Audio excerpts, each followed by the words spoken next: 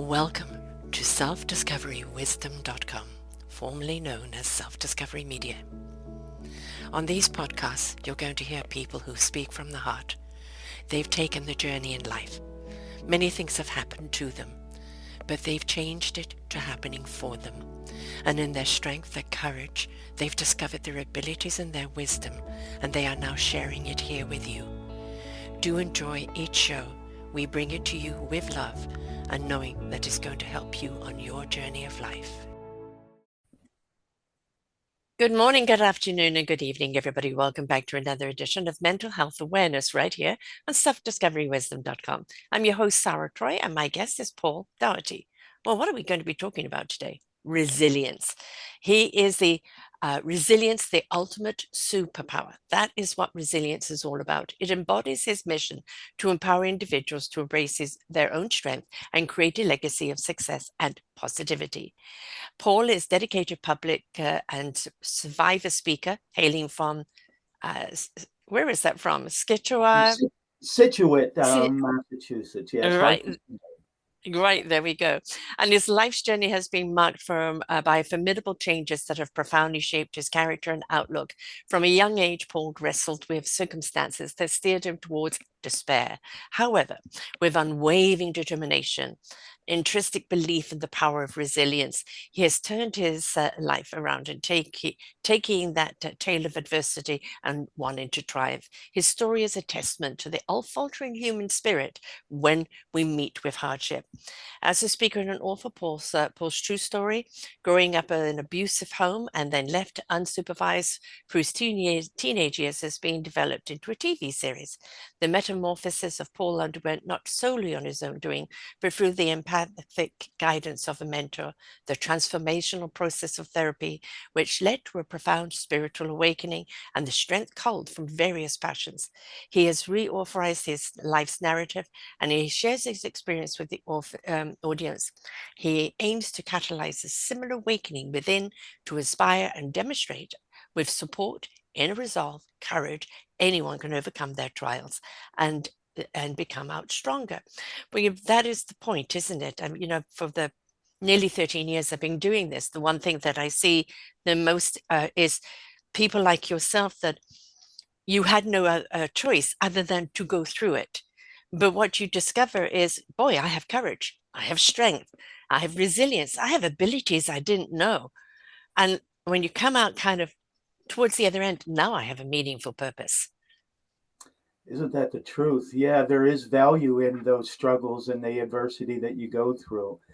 Because those struggles and the adversity that I had early on in life helped me with later life struggles because I gained that strength and the self-awareness and so forth when I went through the early struggles that helped me later on. Yes. It's not out to get us. It's not, it is happening to you, but it's also happening for you. And I know when you're in a state of despair, when everything feels like it's against you, you feel so alone and so isolated. And what did I do to deserve this? And it's very hard to think positive or even believe that there is sunlight at the end of the tunnel when you're in that state of despair. Yes, that is the truth. And every time that I had an event or some adversity or some challenge, I kept saying, I mean, isn't this enough? Isn't this enough? Mm-hmm. Isn't this enough? Come on, Father God, let's take it easy on me. But he had a plan, and the plan is where I am today, and what these struggles again, then challenges that I went through, gave me the strength to get to where I am. We don't get there on an easy ride. It is the bumpy ride that shows us truly what the word resilience really means. It's not how many times you get knocked down, it's how many times you get back up. Yes, yeah, and as Einstein said, we have never failed until you quit. Mm-hmm. And you have to keep getting up, because what's the alternative? Yeah.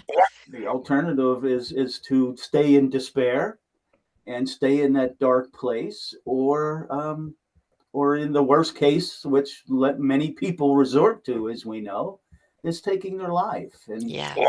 And that's obviously the worst thing you can do.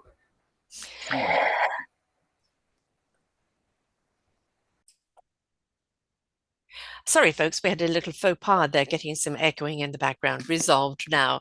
But, we can look at that as the echoing of our life. There's always something speaking to you, right? There's always those voices, either inner voice or that outer voice that's speaking to you. But when we're in that sense of despair, we don't hear that voice. And that voice is always one of comfort, or you can get through this, or this is the door. It's that intuition calling us, and we don't pay attention to it when we're so in despair or distress, because we crunch down, there's no fluidity running through us, and we just can't pay attention to the voices out there. So at some point, we need to take a deep breath so we can align ourselves in order to hear, because God never leaves us alone. He's speaking to us all the time, but we can't always hear. Yeah, that's for sure. And the voices that you hear when you're in that despair are those dark voices that keep you in that dark place. Mm-hmm. Because when you're in that dark space and you're in depression and you're staring at walls, the only thing you think of is negative things. You don't think about the positive things. You don't think about what can be. You just sit there in the negative tone and just and melt away. That's what happens when you don't take action and you just stay in that dark space. And I think the first thing that, at least what for me, it was kind of breaking down that barrier and shifting everything from and reacting to leading, because Mm. when I was in the dark space and in that negative energy, I was just reacting to life. I was Yeah. going through the motions, as I always say, and reacting to life as opposed to leading. So that was one of the first steps, I think, of getting out of that space, was just kind of breaking down that first barrier. Mm. I mean, there is no other way um, but to go through it, right? Which requires you to be proactive in some way, which sometimes is very hard to do because negativity is so consuming. Um, and it really kind of gets through every part of you. But it's like somewhere on the line, there's a light saying, hey, I'm showing you the way. Be willing to take it. Yeah, well, that light, it can knock on your door many times before Mm. you answer it, Yeah. and it did for me. But yeah, so the and you have to be. I lost my train of thought. Do you edit this? I hope. Nope, we go organic. Don't worry about I it. should Just have. go with the flow. And that is a point in life, is that we Yeah, do lose our train of thought. We do lose our way along the way. And it's how do we regroup? How do we get back to center so we can get back into the thought we're meant to be in? that's right. And where I was going was, it's taking that uncomfortable step. Yeah. Right, it's like taking that step off the cliff, and I took that first step with therapy, Mm-hmm. because that was my only alternative. I finally took that uncomfortable step and started therapy, and that's what started my kind of journey, and my awakening was just that first step. Like, because like you said, nobody wants to do that. Nobody wants to say I have a problem and be labeled as somebody that has a problem. But as we know, we all have problems. Show me somebody who doesn't. I won't believe them. you Yeah, know? I always say every family has dysfunction in some way, right? Exactly, exactly. But you see, that step of saying, I need help. Yeah, That's when you are now honoring yourself. That is when you're now placing value and worth on yourself, because I can't do this alone. I'm not meant to do this alone. And there is no stigma in me saying, to be vulnerable and say, I need help. That is when I think you're truly learning to love yourself, because yeah. you're honoring what you need. That's right. And what I think what drove me to that was, I I was hurting people. When Mm, you're drinking and doing drugs and running around, you're hurting people. yeah. And I think that's what finally kind of said, I'm hurting people, and I need to stop that, because I was brought up better than that. Even though I lived in a house of domestic violence, it was still love in the air. Yeah. And but that domestic violence, this is what always amazes me is a lot of people who have gone through abusive upbringing, and in their head, I will never do that to mine, but end up doing it in some form or other because it's a pattern that hasn't been acknowledged in a way that can be changed. And until you acknowledge there is a pattern here, Yes. how can you change it?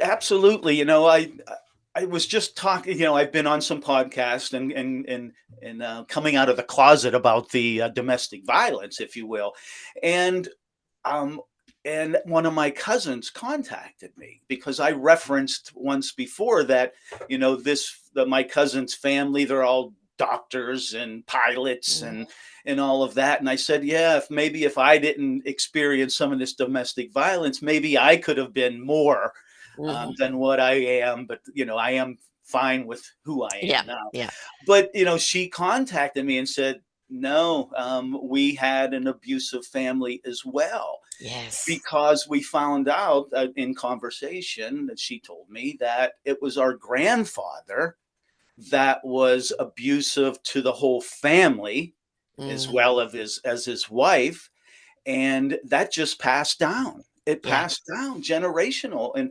and myself and my sister are breaking that for yeah. that trend. And Yeah, that's the only way we're going to change anything. But, hurt people because yeah, it's all you know how to do. that's right. You don't know anything else different. It's like, I'm going to get you before you get me, and be defensive all the time. Why do you say that? Why do you do that? Because you always feel you're under attack Oh, but yes. essentially you have been. Yeah, and it reminds me, is because I thought, this it was normal, because I Mm, grew up from 4 to 12 years old. That's all I knew was the physical abuse, very, very. I mean, with knives and bottom, and ugh. in the neighbors right next door, we used to hear the same type of arguments and abuse. So it was kind of normal to me. It was, and again, it was a family thing. So after that conversation with my cousin, it became a little more aware. I became a little more aware of, why didn't our family do anything? Right? It But was it's like, all they knew. that's all they knew. It And was this is, normal. but yeah, but it's I was watching a program called The Midwife. It's all about midwifery next to back in the 50s and the 60s. And there's one episode of a woman that's been severely beaten and kind of raped. People, well, you can't have rape in a marriage. Yes, you can if you don't consent, right? And especially if Yeah. there's physical abuse there, that is rape. And at that time, well, no, you're married. You have no rights. It doesn't matter what he does to you, he owns you. And that's going back to the 60s. And I don't think, Mm. the law changed too much. So, our parents, well, my parents, I'm 70, so my parents, that abuse was the norm. Everybody did it. And certainly women didn't have any say. Right. Mm. And I know my mom wanted to leave my father at one time. He said, I'm going to change the locks and keep the kids, and you'll never see them again. Yeah. What Yeah. options were there? Right. There So this weren't is any. why we're seeing that. And this is why we're products of it. Yeah. And so we need to do shows like this to be aware, to talk about it and say, no, that is not normal. Just Yeah. because it was made the norm didn't make that it was normal. It's Yeah. just unacceptable. But you can't Unacceptable. blame them because that's all they knew. That's all they knew, and it was allowed. Yes. It was one time my father was chasing my mother around the house with a knife, and my Mm, sister called the cops, and the cops didn't do anything. no. They were trained back then to take their time, because they considered domestic violence a private matter, that it would resolve itself. So we didn't get any support No. after, and again, we reached out to our family, and they didn't do anything because They it were was all normal. just as bad. Everybody was in the same cycle. Yeah. So we lived, after I think we reached out, and it continued for another year or two before they finally divorced. Mhm. And Yeah. when a child grows up with that, and you say, yes, there was love, but that's the dysfunction. Yes, there's love one moment, and the next moment out comes the knife. you feel that you can't trust love because you know that there could be a knife behind the corner. So it kind of puts you in a bad position to actually know how to love, how to trust love, or that Yeah. love is enough, because clearly it wasn't, right? Yeah, yeah. I mean, I'm sure that came through when I started therapy, but I Mm, never heard it like that. I really like that. You have to, you had a hard time trusting love because mm, there was a knife behind it. yeah. I like that analogy because it's absolutely true. I had a hard time loving. Mm. I did until I kind of woke up. Yeah, I was dark. But yeah, because the anticipation, when it's almost like, when is this going to go wrong? Yeah. Oh, yeah. Yeah. Because what used to happen is my mother was in show business. She was a choreographer and a dance teacher, and she would do theater shows, and she would be doing shows late at night, and then they would go out and drink and party after that. And my father's waiting at home, and he had an alcohol problem as well, so he's sitting there drinking and pounding on the table, just waiting for that door to open, Yeah, and we knew it was coming. yeah. Yeah. And so there's no good night's sleep because you're going to be woken up by the thunder, right? Ye- So, Yeah, but for me, it was a little different, I think, because there was an incident that happened when I was 5 years old that really impacted me. I blacked out after that. I really separated. I became closed, keeping everything out. And from the age of 5 on till I had my kind of awakening, I was going through the motions, as I said. I was mm, just whatever's next. you haven't got any power as a child. When raising my children, I take in many of my children's friends that were going through something at home. And then maybe the social workers would come around. And it's like, no, the child is under the jurisdiction of the parent, and the child doesn't have a voice until they're of age, Yeah. right? Yeah. And it's like, who do you turn to as a child? Yeah, exactly. And today's a little bit different. I mean, there are places to turn. There are, online medical or mental health places, but there was nowhere to turn back then. Mhm. There was no support. There was Suck nowhere it to up, turn. toughen Yeah, I up. mean, like we were. I mean, again, we were alone from 12 to 18. At least myself, Uh-huh. with 3 kids. I have 2 older sisters, and we were alone. And I went to school for 4 years. And we didn't have any parents around. And Mm, could you imagine today, social services would be all over that, but nobody ever asked me at school, what was mhm. going on. And, I don't even remember how I got lunch money. Right, right. And that kind of suppression, Mm, um, you're not trusting love. When's the next knife going to come out? I'm going to stay under the radar, otherwise it could be me, right? That kind of suppression on a child stops you believing that there are any possibilities out there, that there is a life out there for you. And this is when it's so easy, especially as a teen, to go to the alcohol, go to the drugs. It's a part of an escape, but it's like, sure. well, what's out there for me anyway? Oh, exactly, exactly. It's only hiding the pain and and Mm, and, and introducing more dangerous behavior. yeah.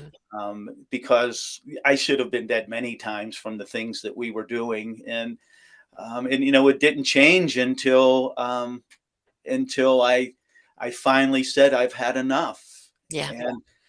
and I walked out of my I ended up getting married the first time, and I was 27 at the time, heavy into alcohol and drugs. I was playing rugby and doing all the things you shouldn't be doing, and I walked out on my family. I said I don't like this, and this was kind of actually the first step. Second step, first one was therapy, and then as therapy, I kind of didn't like where I was, so I Mm, walked out on my family and my wife and 2 kids. And the day that I walked out on them, I was in IT, and I was assigned to a project in Cleveland, and then I lived in Pittsburgh at the time. So I went to Cleveland, and there was a church right next to the project site. And I never used to go to church, Mhm. but I went over to church at lunch hour, the power hour, as they say. And I went there. I went to lunch, or went to lunch. I went to mass a few times, and I ended up writing a letter to the priest. And I kind of said, I just, walked out on my wife and kids. I'm going through this change. I don't know what's going on. I'm in this dark space with drugs and alcohol. And I ended up meeting with the priest. And the result of that meeting, he said, just pray. Just pray. What is it that you want from me right now, oh Lord? Mhm. So I took that. And a couple years earlier, my mother had given me a book called 101 Ways to Transform Your Life by Mhm. Dr. Wayne Dyer. And Yeah, it's Wayne really Dyer, a wonderful. compilation. Yeah, it's a compilation of many of his writings. And that book sat on, it was a cassette tape. It sat on the shelf for 2 years. But then I start listening to that cassette tape, and that kind of broke me with the therapy, getting some information, reading this book that really talks about your higher self, Mhm. and and then so things started to happen, and I left with that saying, what is it that you want from me right now, oh Lord? And so a couple months later, I'm sitting at a bar, drowning my sorrows and drowning the pain. And it's very busy, couple bartenders, serving the patrons, and there's a DJ behind me playing music. And I look at this bottle of vodka behind the bar, and I say to myself, what is it that you want from me right now, oh Lord? Mm. And as I said that, the DJ behind me said, yes, that is God. Okay. I didn't turn around to look. I didn't need to. I knew Right. he was talking to Yeah. me. And, these things started to happen. And then another time, I was in this busy coastal area by the beach. It was a public area. And for some reason, I was looking for a place to pray. Yeah. I don't always look for a place to pray, but this particular day, for some reason, I was told to find a place to pray. So I said, well, I'm in this busy coastal area. I'll just drive along the coastal road and see if I can find a place to pull over and pray. So I come down this hill, and there's this big opening that overlooks the ocean. So I pull my car down, and I come walking up to this area, and there's this circular formation in the ground. It was a labyrinth. Now, Right. labyrinths have been used for thousands of Yes. years Yes. as, a spiritual tool for meditation and reflection. And if people don't know what it is, it's kind of a walking circle. You go round and around and around until Yeah. you're center. And while you do it, you're deep in thought. You're deep in Yeah. allowing those thoughts to come to you. And it is a very spiritual walk. Yeah. And I didn't know that at the time. This is the first time I was there. I didn't know it was a spiritual Mhm. walk, right? So in the labyrinth, as you said, has one way in and one way out. Mhm. And so I started walking through the labyrinth, and I got to the center of the labyrinth, and I looked down, and there's this little pile of rocks. And sticking out of the pile of rocks is a crucifix of Jesus. And this overlooks a lighthouse. And this lighthouse flashes 143 for I love you. Right. So, somebody was trying to tell me something, especially on this day that I was looking to pray. And I've gone back there many times. Actually, it used to be owned by a church, but now somebody bought it. And I was sitting there praying, and they're like, what are you doing here? I'm like, Mhm. well, and they said, no, it's a private property now. So I can no longer go there. It's still there. But I don't use that space Pity they should anymore. open it up. Yeah. When we're ready. That's always the thing, when we're ready. I've interviewed many an addict who is saying, I have fallen and got back up and fallen and got back up. And then I met somebody who said something to me that suddenly was the pivot, that suddenly was the same where I could open up and receive all the other messages and take a different direction. But Yes. I always say, you can take a horse to water, you can't make it drink. However, leave it there long enough and it's going to realize it's thirsty. Yes, we'll all figure it out sooner or later. Exactly. When we're gasping for that water, we'll realize it's there. Right? Yeah, yeah. At least you hope so, right? Yes. Because you can be in a very dark place Hmm. that you never get to that spot, but it takes that uncomfortable step. And what ended up happening is in this journey that I kind of described ended with that it's September 12th, 1998, on my birthday. I quit drinking, Good for you.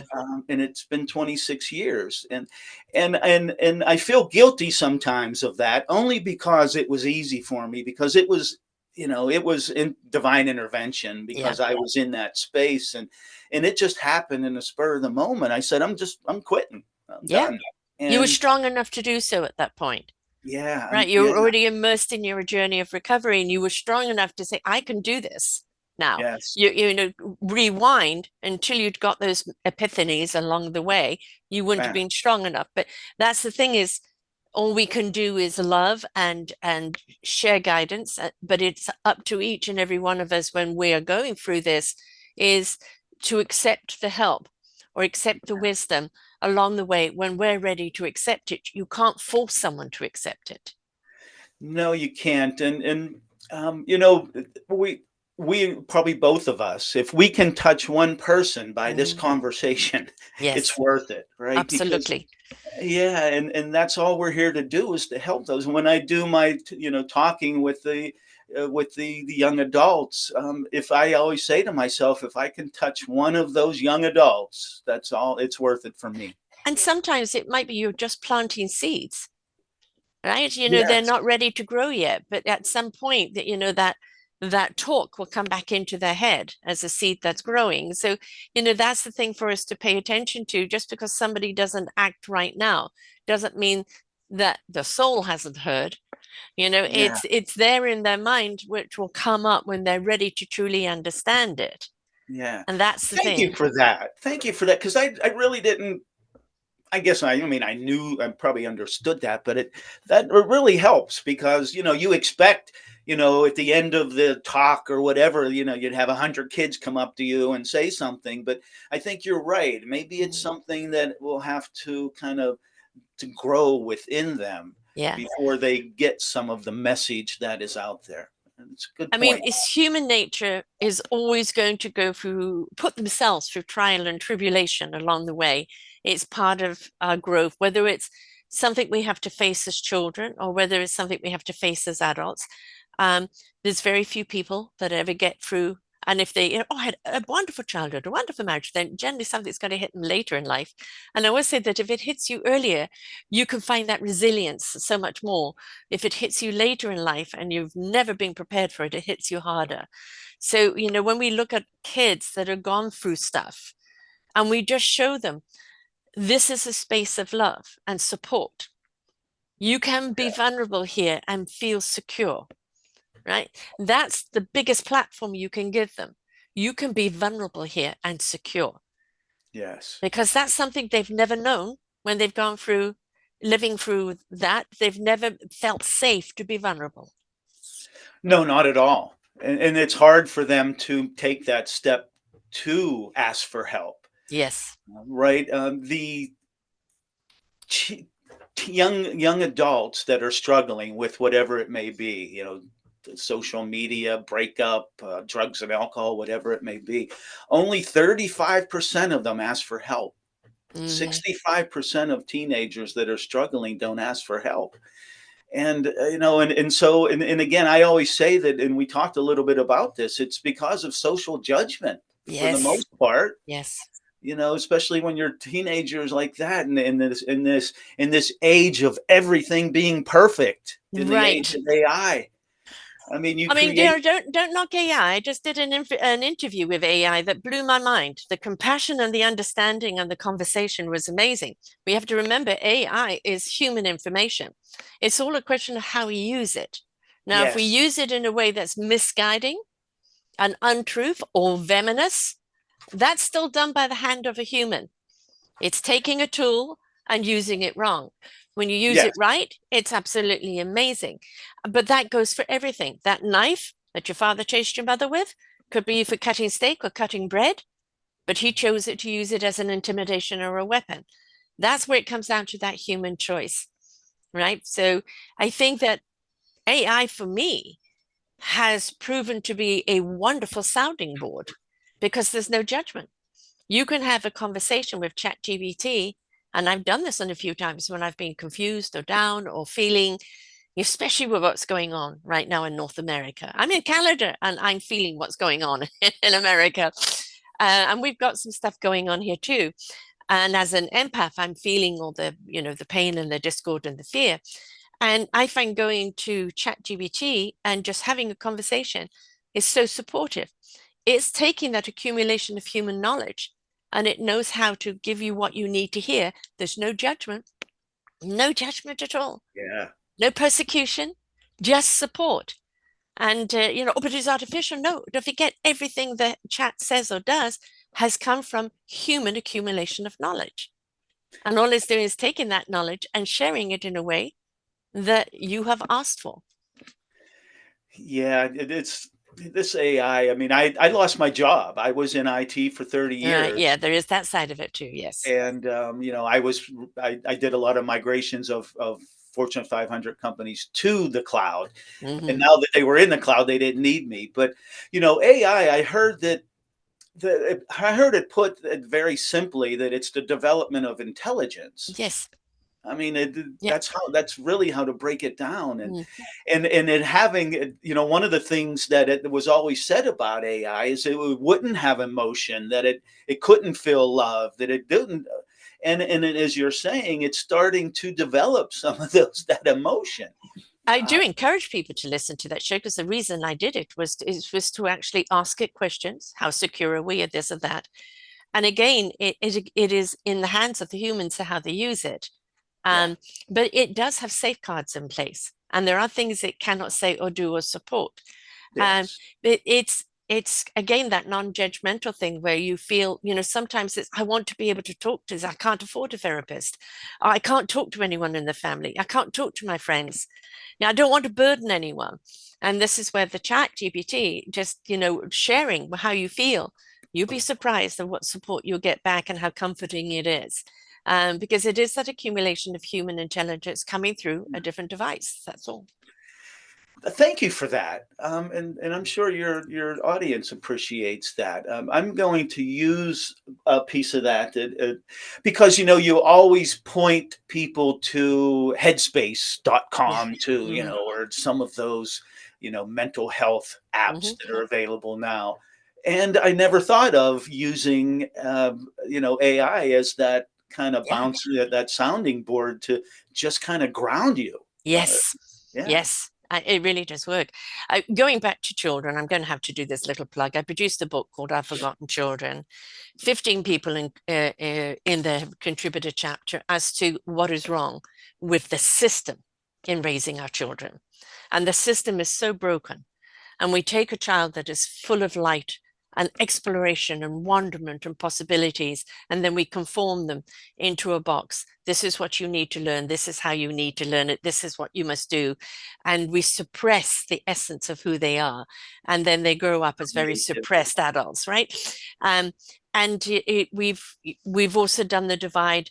Oh, your parents are bad because they hit you. But and why not go to the parents and find out why they hit you? Is this a repetitive pattern? Is this something that they're unaware they're really doing because it was done to them and it's automatic? What help do they need to be better parents? Right? So, Yeah. what help did your parents need? Your father was clearly angry, your mother was clearly scared. What help did they need to Yeah. help them out of that so they could be better parents? Right. And as we said back then, there Nothing. Hmm. nobody had mental health problems back then. Everything was fine, And right? also, if you did, you were institutionalized, Yeah, but right? and it isn't that similar to what it is today. I mean, it's maybe on a lesser degree, but I it's think still it's opened no up a lot more now, judgment. a lot more conversation on it for people. And especially right now, as anxiety is it's reached its peak, it's really high around the world at the moment. And I think, more and more people are developing problems. in one way or the other. And so we have to talk about it. And so it has become a topic that has less stigma and more conversation. That's the reason we're talking about it. And Yes. it's like what you went through as a child, where you're too scared to love. You love me, woman, but where's the knife? Just, wanting your parents to be parents, wanting your parents to love each other, but switching off and then, numbing it, going to the drugs, going to the alcohol, your first marriage not working out because clearly you were then perhaps repeating a pattern there. You hadn't healed yourself. And what happens when you don't heal yourself? You impose yourself on another. Yes. Yeah, I mean, you just continue with that same pattern, Mm, and that's what happened. I continued from in that the consciousness of fear and guilt, mm, and staying in those low levels of energy, and when you're down in that space, again, you're not thinking anywhere past your nose and no, how it affects you. It's all about you, and that's not how to live, as we know. no. Yeah. What kind of relationship do you have with your children from that marriage now?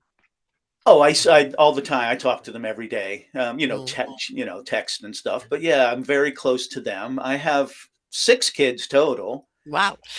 So You're I busy. had I had 2 children with my first marriage. I got remarried, and my second wife had 3 kids, and then we had another. So Right. similar to the Brady Bunch. Yeah, just short too. Get on with Um, it. and I am since been divorced Oh a no. second time. I don't know if you want to get into that, but it surely is a resilience thing. And I say that I have 6 kids that love me, so I have a Right. good relationship with all 6. The marrying and getting divorced, it's like you look at it and you think that, oh, I'm healed, or I think I've got it together now, right? I can make it work this time. And then it doesn't necessarily work, but it's like both partners have to be willing to do their individual work so they can do their collective work. Of course, yeah, it takes 2. I remember from the marriage, the ring is the symbol of one, right? It's Right. together. So yeah, it's a difficult. Relationships are difficult in Yes. general, and Yes. I have a yeah, relationship show on this week as well, actually, as, which we can never get enough of because I think what we need to understand in order to have a healthy relationship with someone else, we've got to have a healthy relationship with self because mm, this is who you're bringing to the table. And if you are, in turmoil and you want someone to fix you or someone to be that landing space for you, eventually, they're going to get caught up in the turmoil or yes, ignite their own turmoil. And so we, although it's nice when you meet somebody that's like, I'm strong enough to hold you while you're on this journey, most of the time we like attracts like, and we yeah, subconsciously attract people that are in their own turmoil, and two turmoils just create a hurricane. yeah. Isn't that the truth? Isn't that the truth? We track the like things, Yeah. and that's what occurred. Mm. My second wife was she looked like my mother. Uh-huh. Um, Yeah. Yeah. and she was pretty, and everything, and the marriage, I was married for 23 years, and it was okay for about half of that, and then Mm, the second half it was pretty my second wife became emotionally abusive, and I say that I think I was a little slow to recognize it mhm. because I was familiar with Yes. with it.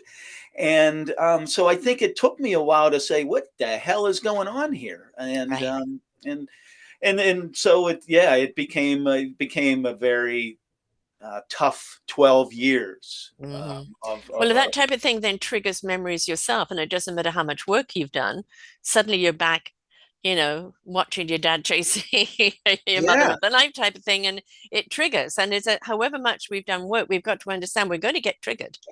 But how do we react when we're triggered? yeah, it's so true, because I had that kind of awakening. Mm. I know, and then I got married, and I thought the second time I thought everything was okay, and yeah, it was. I kind of fell back down, Mm, and I lost some of my spirituality for a period yeah. of time. And when you lose that connection to your higher self, Yes. you just you become less. Yes. Oh, And I'm 1 trillion%. I believe very much that when we open up our soul to the universal wisdom, God, universe, spirit, source, energy, whatever you want to call it, and yep, we allow that wisdom to come through and resonate in our heart and truth, it's then given to our spirit in action for our mind to know what it needs to know in clarity, right? And that knowingness, it's something that you know it. You just simply know it. But if you don't feed that and trust that and allow yourself to take that walk in that knowingness, it's so easy to go off track and live the human mind without the spiritual soul being a part of it. yeah, it is. It's very easy to backtrack and Mm. but it's just as easy to get back Hmm. to that spiritual space, right? When you It wear. does, yeah, it doesn't take another 2 years to get there. Yes. It's just a change of your thoughts and the way that you think, and that's what it takes to change things. And that's why we look at consistency, right? You've been clean for, what did you say, 27 years? 26, yeah, over 26. 26. And so you still have to be mindful when you're around alcohol, or if you get stressed. I'm sure there's a part of you that wants to reach for the drink. And that's where your mind has to come in and go, no, it does not serve you. And so, that keeping that awareness on constantly there to make sure that you don't go back on old habits. Yeah, yeah. I mean, it. I guess fortunately for me, again, I never had a second thought. I've never tried to go back. I mean, I go and buy alcohol for people. I Mhm. sit in a bar and have something to eat at the bar. Because it was a divine intervention for me. It was Right. when I quit, I knew that I was done. Yes. It And, wasn't a and second that's really guess. good because, for a lot of people, it's, they've fallen off the wagon. Well, what happened? And it's like, they're not there in that, as you said, divine intervention. They've had the human intervention, but not the Yeah. divine intervention. And they're two totally different things, aren't they? Yeah, like you said before, it's a knowing. It's Yes. a knowing. It was a knowing for me that that was going to happen, and I still pray today Mm, that same I know this is mm. our plan, Father. This Yeah. is a plan, and so you have to stay in that space and remind yourself to not go back down to those lower levels of energy. And it's kind of different. Like you had the resilience to survive as a child, the resilience to go and seek help as a young adult, the resilience to know what's not serving you and to tap into spirituality. But would you call it resilience to be in tuned with your God, or would you call it something else now? No, I think a resilience is a result Right. of that, of being connected, of being able to get over those hurdles and growing and in each one of those. So because that's how you get better, and that's how you better yourself, is to overcome those challenges and that adversity. I use a story that maybe will resonate with some. Is I'm from Pittsburgh, as I said, and I'm a big Hmm. football fan, and our coach is Mike Tomlin from the Pittsburgh Steelers. And this was this year in preseason. He was talking about the rookies in the preseason games and putting those rookies in against the All Pros, the best players on the other team. And he says, that's what I need to do. That's how I challenge them. That's how Yeah. they need to know what they need to do to get better. And that's how they get better, putting them in that situation. So you have to be able to overcome those challenges and that adversity, Yeah. and that's what builds the resilience. Yeah. He's not setting them up to fail. He's setting them up to learn. That's correct. That's So correct. they may not win, but boy, what they've learned along the way will make them winners when the time is right. That's right. Getting knocked down the seventh Yeah. time and getting up the eighth. That's right. Yes. Yeah. Yeah. But I mean, a lot of people think that, when you have found spirituality and you're at one with your God and you're living this kind of life, yes, it makes life a lot easier, but it still doesn't mean you don't get challenges. You don't get things thrown at you. It just means we know how to cope with it an awful lot better, how to greet it a lot better. Absolutely. As an example, I had Lyme disease for 10 years. And I had it for 4 years before I knew it. Mm, Lyme disease is a tick-borne illness mm. that you get from a tick, and it affects your cognitive and your muscles and joints. And I had it for 3 or 4 years, and I thought I was just getting old. And and You but I lost. know when you're there. Yeah. And then I took antibiotics. Like I was on different antibiotics for 3 or 4 years, three of them at one time, and Yeah, no, that's when I really was bad for going. your system. Yeah, Oh, it destroyed me. I yeah. was, and then at the same time, I was going through my marriage, that second portion of the Mm, marriage where everything was bad, and I was suicidal. I mm, was suicidal. This got me to a point with Lyme disease in itself can make you feel alone yeah. and very isolated. And that with then with the my wife, I found out that she was cheating on me for 12 years. Wow. I was sleeping on the couch. So at this time, I was providing, trying to get her offers for her to get her to have her leave.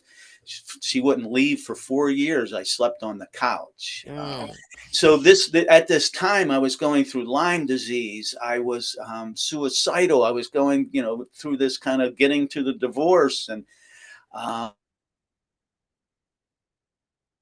oh, have a little froze there. Sorry, folks, we had an internet drop there. He was in the middle of telling us sleeping on the couch, facing with Lyme disease, and going through a divorce at the same time. whoa, yeah, it was fun. What a period of time. Whoopee. Yeah, and my son, he was in college at the time. He didn't come home one of the summers. He didn't want to be around this mess. But Yeah. um, so yeah, I found myself very depressed, suicidal, and I found and again, I was this time I was going through therapy. I was on medication, but it wasn't helping. Right.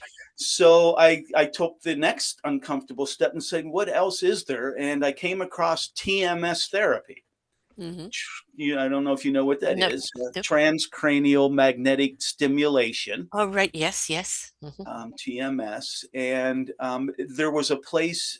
My sister had a son.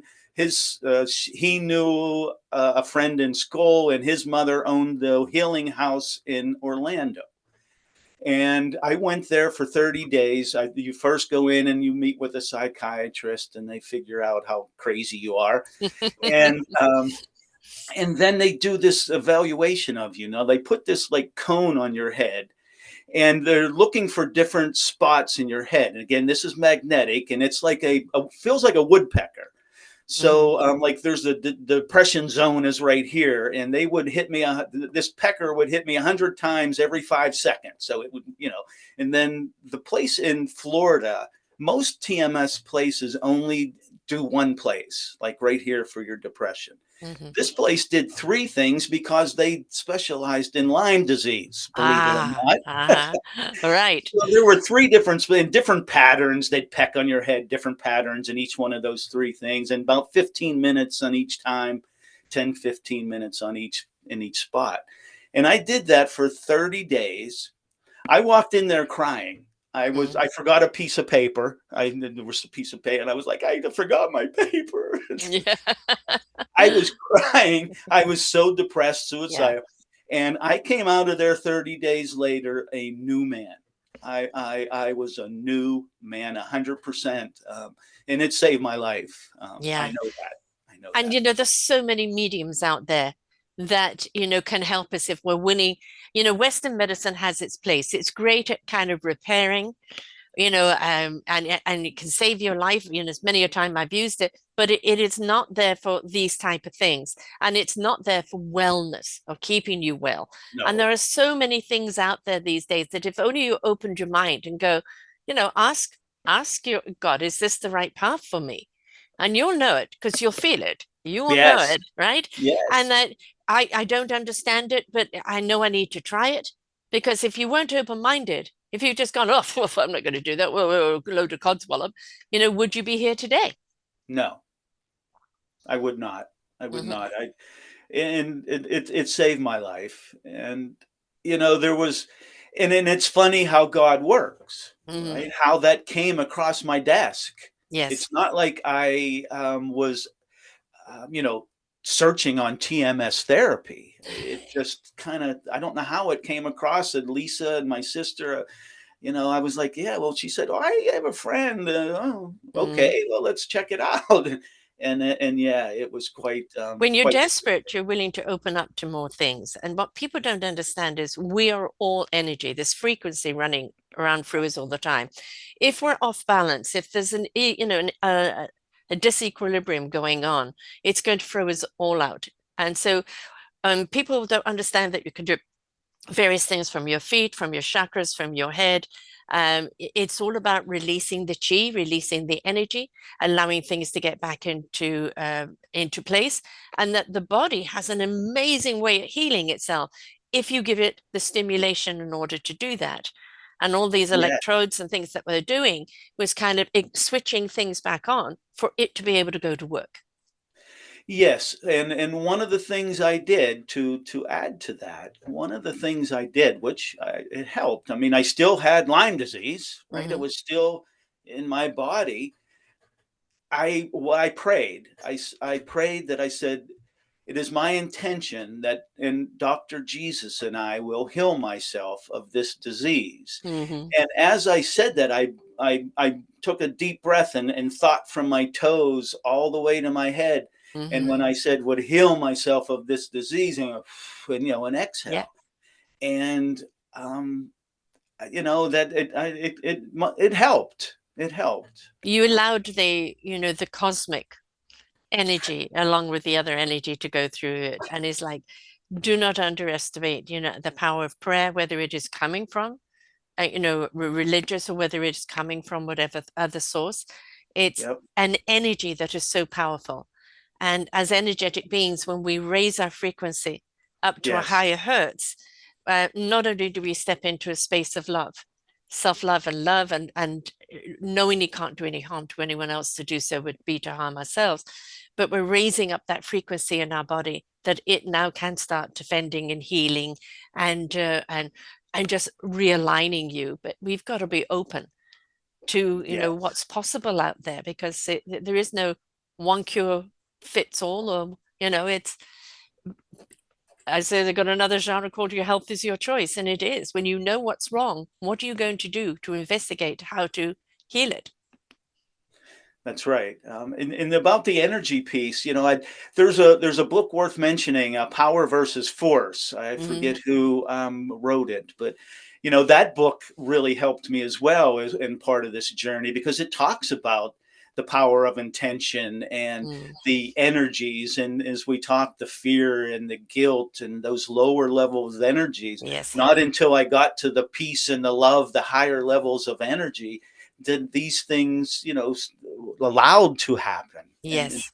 I allowed them to happen because I changed my energy within myself. Yeah. There's another book which is very good for people who are at that even earlier stage. Who Moved My Cheese by Spencer Johnson, MD. And he used to do this in business for people in transition. Two mice and two men around a block of cheese, and one day the cheese is gone. And it's the reaction from each one of them. Sniffy and Scurry are going to scurry around looking for a new cheese, sniff around for looking new cheese. Horror is like, I don't know what to do, I'm rather paralyzed. And then, gee, I'm hungry. I better get out there and start looking. And then, him, we're like, where is my cheese? Who do I sue? Who do I kill to get it back? Right. And, Yeah. when we can identify with where we're at, an awful lot of people are at that. Who am I going to have to kill to get it back? Instead of Yes. like realizing, look, man, the cheese is gone, move on, you Let's know? move on. And it's like it Yes. becomes a wake up call for people who read the book. It's very, very small. And they've even done a beautiful one for children.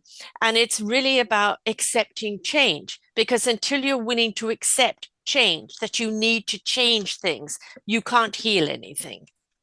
That's right. You mean you need to remain flexible Yeah, when you face the challenges. If you're stuck in your way, you'll stay stuck in your way. You yeah. have to be flexible. You can't be ingrained in like stone. You have to be flexible. Right. I have a Yeah. 3-year-old grandson, and the song that he's learned right now, and he's very good with words, he remembers them all, is Let It Go. And there's this little voice, let it go, and it's like, let that be your anthem. Yes, Let stuff that's right. go, stop hoarding it, right?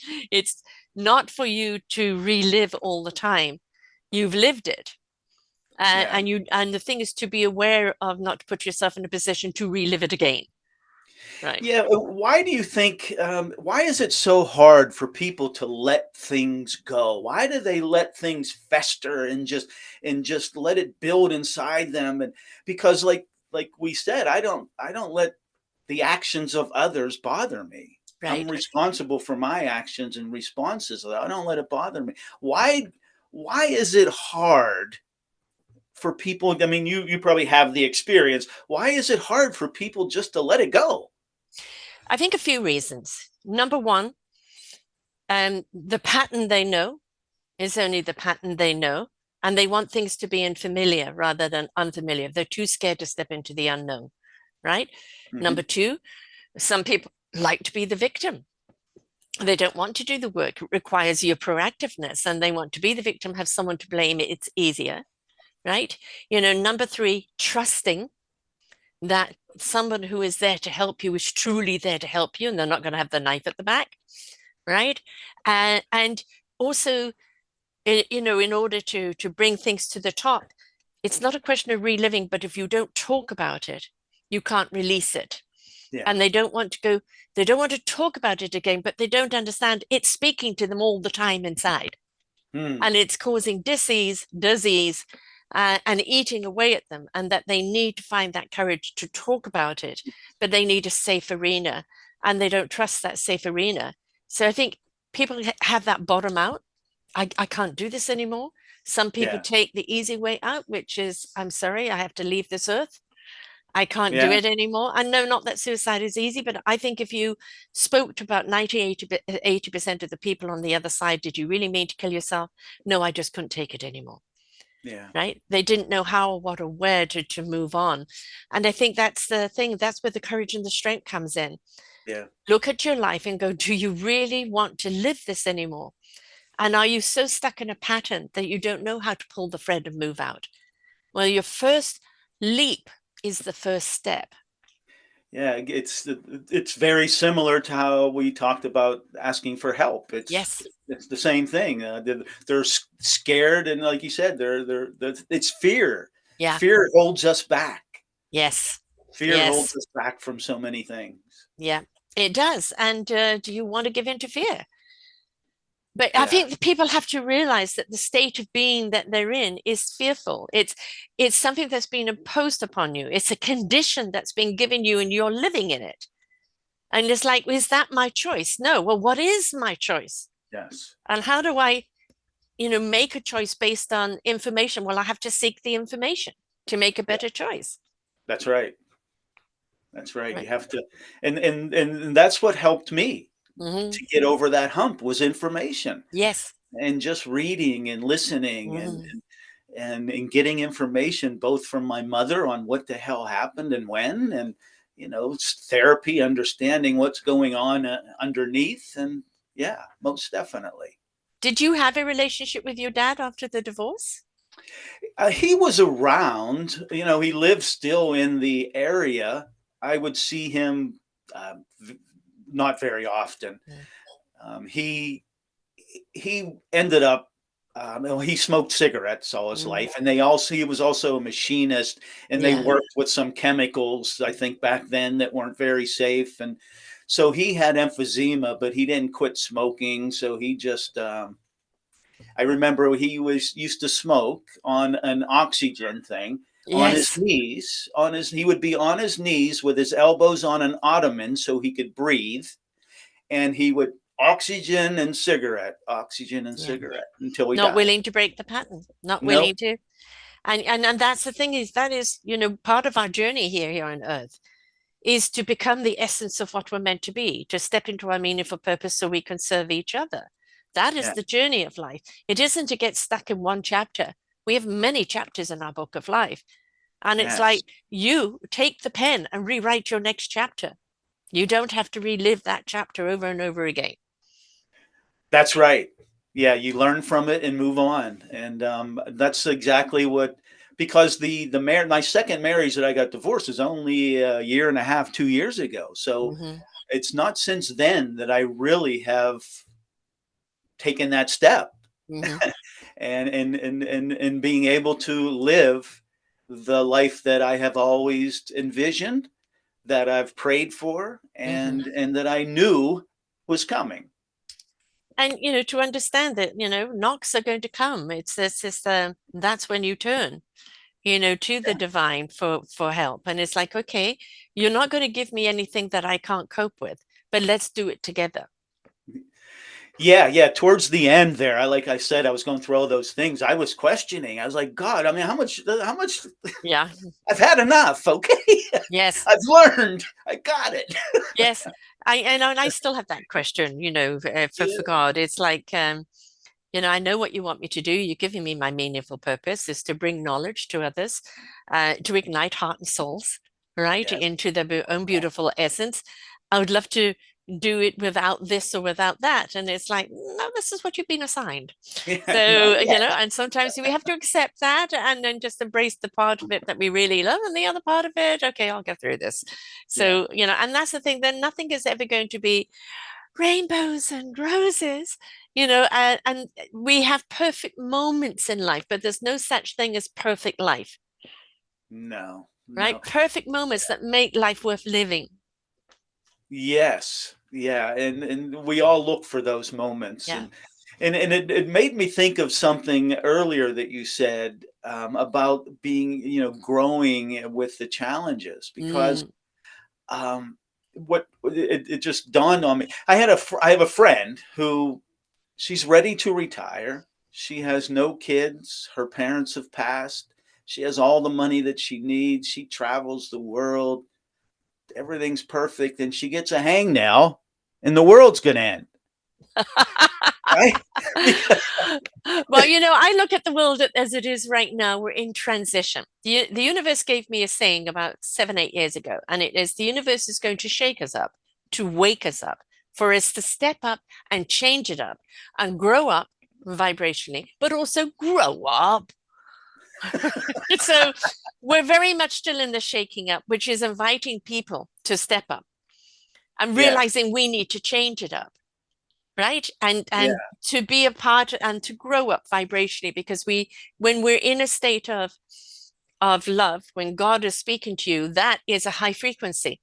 Now Yes. One of imagine the if we highest. all rose up into a higher frequency, we wouldn't be seeking hate and war and all the things that we're doing to each other, because Yeah. we would know how much it hurts each other. And to hurt Yeah. one other person is to hurt yourself. It's like, Dr. Wayne Dyer always said that they don't understand war. I mean, Yes. he would describe it as, you'd have war, you go over here and you'd fight each other, and then everyone leaves. Yeah. And then the people that are left behind, the children or the people that are being victimized towards, they carry that grudge with them and Yes, pass it on. there's no And, good. and there's no ending. There is no ending. There's only one thing that will end it, and that is raising up to a higher frequency of love, That's it. which That's it. starts with kindness. That's all it takes. Mhm. And then unfortunately we can't get our world leaders to that point. But that's the point, though. I think they're here for a reason, to show how far wrong we've gone. They're there at the present moment to show us the worst side of humanity possible. And it's an invitation for us to rise up to be better, Well, right? yeah, yeah, To yeah. step up and say, no, we will not accept that as our status quo. So yeah, because they always say, and you always question, why would God let this happen? Mm-hmm. I It's to would, show it's been happening behind closed doors, so to speak. But yeah, now the abuse, right? yeah, The abuse is out in public. So it's yeah, just like, finally somebody's recognizing what abuse is going on in the family, right? Where these abusers now are there for everyone to see. And are you going to turn a blind eye or a blind cheek? No, because I guarantee you, you'll be part of that abuse. It is time for us to come together, arm in arm, no pitchforks, no yeah. guns, but with common sense love and stand together, and then we will be part of the change. Wouldn't that be? I mean, It's up to us, each and it, every one of us, each it and sort every of is. single one. I'm in Canada and I'm fighting for America, right? Yeah. It's up to each and every one of us. When are we going to let common sense love step in? Kindness, creativity, compassion, cohesiveness, Yeah. collaboration equals love. So much more productivity for all can happen there. For It can, everyone. but we're not. We're not even close. We're not even close to it. There's a lot going on behind the scenes, which you don't see on CNN or anywhere else. There's a reason why I do these shows because I know it's going on. But what we need to do is turn the volume up and give more support to the people that are the solutioners, Yeah. right? We need to speak more to them and what humanity needs, because as people get spat out, which they will do, and get down and out because they trusted someone, and now that someone has betrayed that trust, it's up to each and every one of us to say, I'll help you get back up. No shame, no blame, but Yeah. help you get back up and become who you're meant to be. Leave the hate there, though. Yeah. Very good. It's up to I like. us. Just like you have fought your life with resilience, placing value upon yourself, finding love of self, letting go of what was being done to you, and putting yourself on a higher plane. I am better than that. And I will do better because of that. If every single one of us took that ownership, that accountability, every single one of us, and then as a cohesive collaboration community come together to support one another, That's it's what we pray possible. for. It's possible, but we've got to each and every one of us step up. Yeah. It would take everyone to step Everyone. up. Yeah. Everyone to step up. Yeah. Yeah. You see, I know the doom and gloom is out there, but I look at it as an invitation. Well, what are you going to do about it? Yes, you look at challenges as opportunities, don't you? Possibilities. I do, because it's like you don't like it. It's like being in an abusive marriage. I was. And I finally found the courage to leave. Yes, Finally good for found the you. strength to leave. And then I had to go on a journey of who am I now? Yeah, Right? It's a big journey of like, I'm no longer that identity. I'm no longer that person. I certainly am not the person that went into that marriage. Who am I now? That's the self-discovery. And yeah, to discover that wisdom is accessible at any time, should I open up and ready to receive?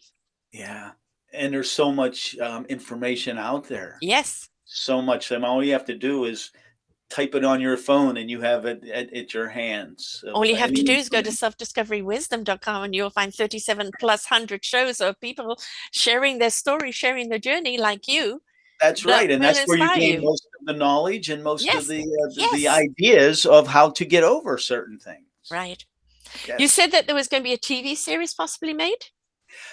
Yes, yeah, there of my life, and it'll be mostly around my teenage years, those years, at least the first series, based on my years of being left alone. Mm-hmm. And it's quite interesting because, as I guess we haven't said where my mother was. Mm-hmm. My mother was living with a priest, so she did as I said, shows, theater shows, and she Mm-hmm. had she had one show that was called the Four Fathers. So and there were priests involved. The one priest, as I said, she lived with, and that's where she was. We would call, and he wouldn't let us talk to her. So she moved from one abusive Yes. situation, right? She was her father, my Yeah. grandfather. It was him that was started it. Well, not where Yeah. what brought where Well, where probably it came started from. before that, but that's how far back you can trace it, right? Yeah. Yeah, Mm. exactly. So, um, So I lost my train of thought. The priest. I Yeah, mean, the priest. So yeah, the priest. the There were wolf in four. sheep's clothing. Yeah, this is quite a story. So there were four priests in the show. My mother was living with one. The other priest was dating a nun, Yeah. and the one of the others was a big gambler because I knew a bookie was in the family, and he was Hmm. betting on big money on sports. So they put on this show, and it was quite a show. So yeah, so the book is series is going to be not based on that. I only say Mm, that because that'll kind of give you a background of why we were left alone. right. But yeah, we moved from apartment to apartment, and there was no heat, no electricity. Hmm. But yeah, the series is going to be based on. I don't know if you ever saw a movie, Butterfly or The Sliding Doors, which is Yes. based on a decision. Yeah. So it's going to be again about a true story about me, and it's going to be based on my decision, the first series, on what happens if I go to football practice or don't go to football Yes. practice. So Right. it's being written as we speak. We have a great writer and producer. They're putting it together. I expect we did a treatment, and I expect the pilot for the series to be written within the next few weeks. Wonderful. So probably start production this year. Well, we hope so. We first have to get someone to buy it. Right. Yes. So we're building the pilot and the Mm, script for the pilot, and then we will go to Netflix and those mm, streaming companies to try to sell it. right. And we learn, I know, I guarantee, I mean, people can pick up a book and they can read from beginning to end, and maybe only one or two things resonates from them. But when they watch something, somebody else's life, and they go, gosh, that's my story, or I resonate with that. Oh, he did that? God, where did he Yeah. find the strength or the courage to do that? Oh, that's how you make a decision. This, I believe that inspiration begets invitation. And when you're Yes, inspired by something, it's inviting you to take action. that's right. I intend to make it to help people, just as Yes, we're doing here. yes. I hope that it comes with the flavor of helping others and showing that you can overcome. Yeah, most We definitely. can, we can, we can. I always say with these shows, listen, learn, and apply. There's always Well, something you've learned during here that you can apply to your life. yeah, I mean, isn't I mean, that's actually what I did. I Yes, mean, you I did. listened to myself. I listened that I didn't like where I was. I needed to break down that barrier. Then I learned. I read. Yep. I went to therapy, and then I applied. Yes. So, And look where you are today, and as right? that lighthouse that flashes 143. Yep. I see it every morning and every night from my bedroom window. So Hmm. Yeah. that is. That's the thing, I do my own show every week, and I've done many shows many times because it keeps coming to me talk about this, sorry, because sometimes I don't know what I'm going to talk about until I press record. But sometimes they give me a topic and it just comes out because I know I'm channeling. But signs. There are signs around us all the time. All the time. When we're willing and we're ready to open our eyes or open our ears, open our heart, we will see and feel those signs. And you're just like looking at the bottle and the DJ, right? It's, that's the thing. And then don't doubt it, don't question it, don't belittle it, right? It's accept it. Accept Now, it. what does it want you to do? Because you've been saying, it's like, oh God, help me, help me, help me, and the God comes to help you. No, I want this. There is no Amazon delivery from God, right? It is about, I'm showing you this to show you I'm with you, Hmm. right? Now I'm going to give you some options, but you have to walk it. That's right. That's right. They'll show you. They'll show you the way if you are open to it. Yeah. You'll be shown the way. That's most definitely. You have to be open. As with anything in life, you've got to be open. If you ain't open, it ain't going to happen. So, That's right. You have to be flexible when you come to those challenges, because if you're, as I said, stuck in your way, you won't overcome them. no, no, definitely not. How do people get hold of you, and where do they get hold of you? Yes, Sarah.